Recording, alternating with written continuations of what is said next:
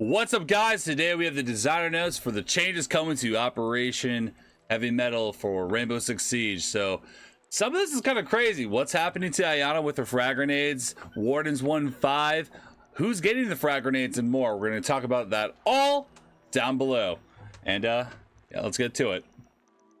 So win delta, I mean, you can see the win delta. The Ash, the Iana, I mean, look how often they're played. The win delta is probably the highest for the, I mean, it's really high, but they're picked fairly often. I mean, there's Ace too. Really solid operators. Can't really go wrong with these. So I don't really see any crazy outliers other than Sens down here. So we're gonna keep going down. Then you have the defenders. Look how often Warden's picked, but his win delta is not as high as you would think. It's like in the 50s. So yeah, Warden's picked a lot, but it doesn't really look like he's really winning that many rounds. So I'm kind of confused on the Iana and the Warden changes because they're picked a lot, but that's just because they're fun and not necessarily because they're too strong. As you can see with their win delta, it's not overly high. So we're gonna get to the changes in a bit. Operator bans, not too much to say there. I mean, attacker bans, you have the Jackal, the Thatcher, and you just go down the list. Sometimes the Blitz, no ban. I mean, anything beyond no ban is basically irrelevant.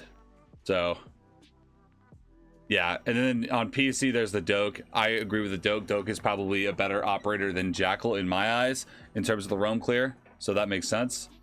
Ban rate for defenders, that was console. Captain's really high on console, but you know, he's still pretty high. There's the Fenrir, the Mirror, the Cade. People don't like to deal with Fenrir. Fenrir is still really strong.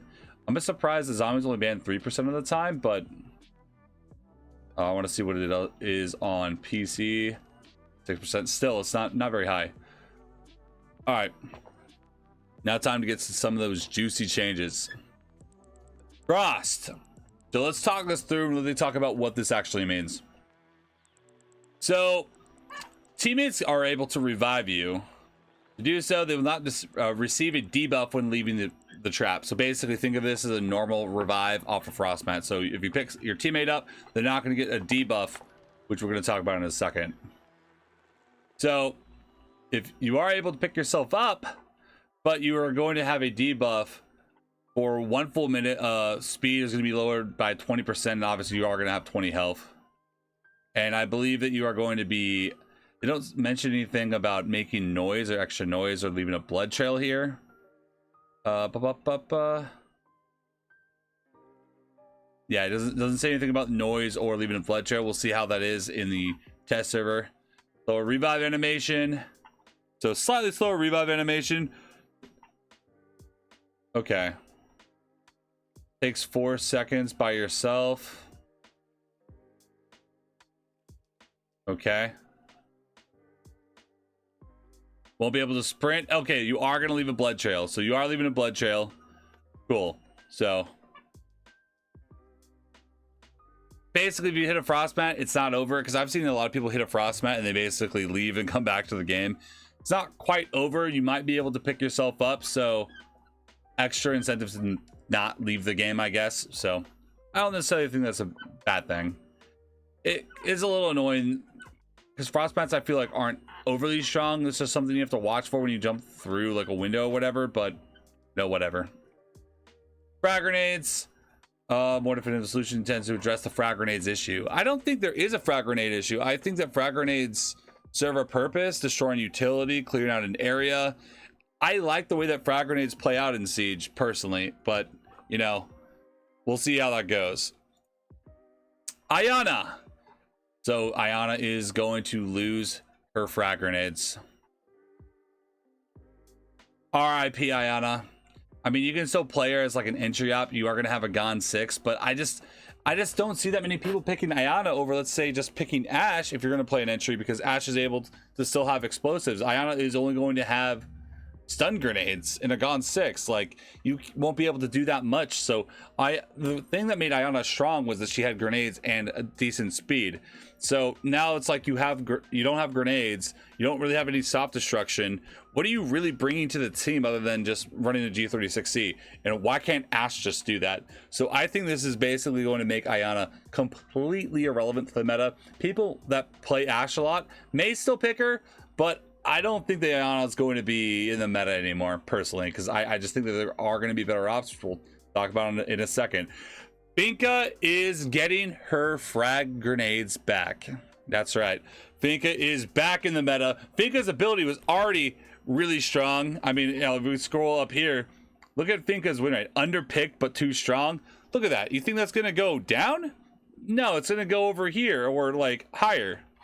Like, I don't necessarily understand why they would give grenades to Finka. Finka's ability, you can heal 60 health to everybody on your team and revive people that are down across the map. I don't know about you guys, but I definitely plan on playing Finka at least a little bit with this change. And she's not gonna have a Gone 6, but do you really care if she has the Gone 6 or not? Personally, I don't.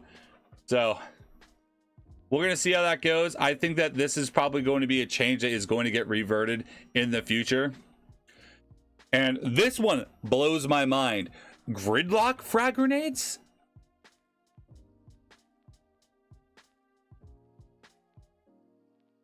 What? Who thought this was a good idea?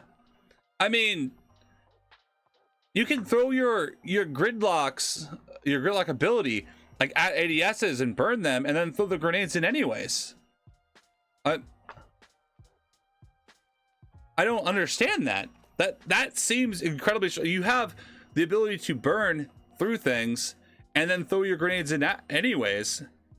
Gridlock's guns have always been good. The reason why people don't play Gridlock is because she is a 3 armor, so she is slow, but she has good guns and she'll have grenades. And honestly, I play a lot of Sledge, and most of the time I don't even use my hammer. Gridlock has a secondary shotgun, so you can still make that soft destruction. You're gonna have a good gun, you're gonna have flank watch, and you're gonna have frag grenades now. Bro?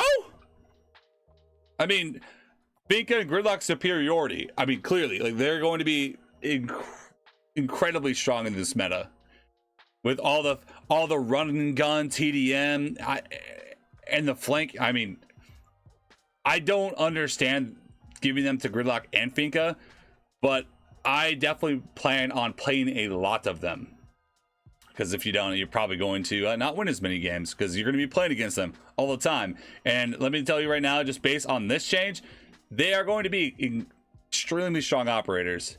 Sens is going to have less recoil on their gun, which I appreciate, because I think Sens's gun has always been pretty mid, and now it's going to be slightly better. I think with better recoil, Sens might actually be not a bad operator. The thing I hate about Sens, though, is that if you impact the ability trail, it does instantly destroy it, which I personally don't like. But you do get a lot of them, and you have a lot of utility. So making the gun slightly better actually, kind of plays into the Ying Sens kind of push, like being really aggressive. So I actually do like this change, because I hated the fact that that gun just felt like it was random spray and pray half the time. I definitely want a more stable gun, so that's honestly a good change. Tachanka's gun was buffed. I mean, Tachanka already had a 1.5 and a 2x on his other SMG, which is really good. But Tachanka's ability is just kind of weak. But increasing the LMG from 49 damage to 60 damage, you're talking 2 shots to a 3-speed. You're talking 2 shots to a 2-speed.